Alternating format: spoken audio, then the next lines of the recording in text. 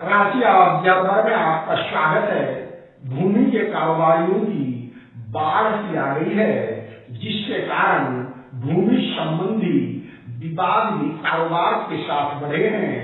इस कारोबार में पैसा अधिक होने के कारण हर कोई आकर्षित हो रहा है। आइए देखते हैं परिसीमा अधिनियम 1963 लिमिटेशन एक्ट के अनुच्छेद 65 के तहत ली गई सुप्रीम कोर्ट का निर्णय के संदर्भ में समाचार पत्रों में क्या चल रहा है और यह निर्णय किन तथ्यों के आधार पर सुप्रीम कोर्ट ने लिया है। परिसीमा अधिनियम 1963 5 अक्टूबर 1963 को लागू हुआ। किसी ने दूसरे की अचल संपत्ति पर 12 साल तक अवैध कब्जा कर रखा हो तो उसे कानूनी अधिकार मिल जाएगा। फैसले से स्पष्ट है कि 12 वर्षों के अंदर अवैध कब्जा नहीं हटाया गया तो संपत्ति हाथ से निकल सकती है। सुप्रीम कोर्ट ने दिया लिमिटेशन एक्ट 1963 के हवाले से बड़ा फैसला। सुप्रीम कोर्ट के फैसले के अनुसार अगर मूल मालिक या वैध मालिक अपनी अचल संपत्ति को दूसरे के कब्जे से वापस पाने के लिए समय सीमा के अंदर कदम नहीं उठा पाएंगे तो उनका मालिकाना हक समाप्त हो जाएगा और उस अचल संपत्ति पर जिसने कब्जा कर रखा है उसी को कानूनी तौर पर मालिकाना हक दे दिया जाएगा।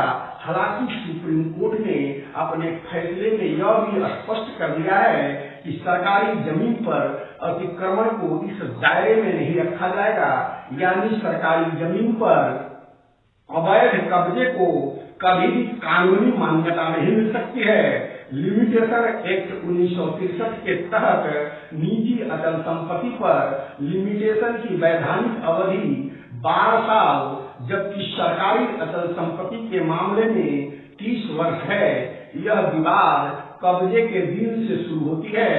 अब आइए देखते हैं विवाद क्या था और कौन लोगों के बीच थी, आखिर क्या हुआ था।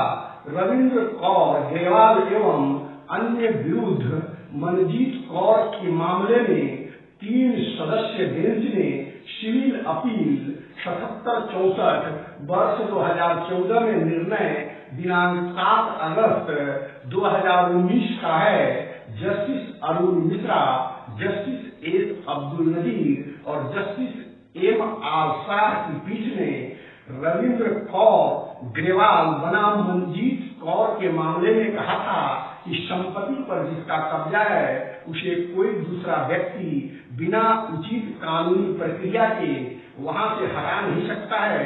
अगर किसी ने 12 साल से अवैध कब्जा कर रखा है तो कानूनी मालिक के पास भी उसे हटाने का अधिकार ही नहीं रह जाएगा। ऐसी स्थिति में अवैध कब्जे वाले को ही कानूनी अधिकार मालिकाना हक मिल जाएगा। अगर किसी व्यक्ति ने कानून के तहत अवैध कब्जे को भी कानूनी कब्जे में तब्दील कर लिया तो जबरदस्ती हटाए जाने पर वह कानून की मदद ले सकता है। पीठ ने लिमिटेशन एक्ट 1963 की धारा 65 का हवाला देते हुए कहा कि इसमें यह नहीं कहा गया है कि एडवर्स कब्जाधारी व्यक्ति अपनी भूमि को बचाने के लिए मुकदमा दायर नहीं कर सकता है। ऐसा व्यक्ति कब्जा बचाने के लिए मुकदमा दायर कर सकता है और एडवर्स कब्जे की भूमि का अधिकार घोषित करने का दावा भी कर सकता है।